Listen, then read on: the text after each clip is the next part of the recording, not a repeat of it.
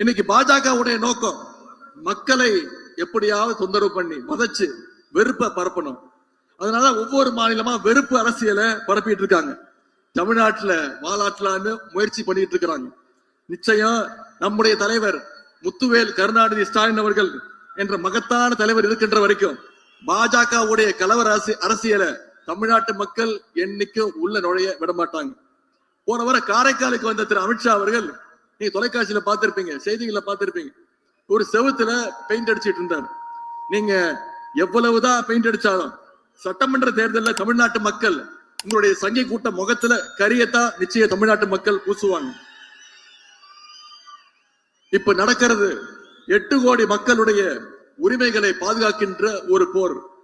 பாசிஸ்டுகள் அடிமைகள் எல்லாம் ஒன்னா சேர்ந்து வராங்க. தமிழ்நாட்டை எப்படியாவது சீரழிக்கணும்னு முயற்சி பண்றாங்க. அதை தடுக்க வேண்டிய பொறுப்பு இளைஞரணியினர், நிர்வாகிகள் உங்களுடைய கைகள் இருக்கு.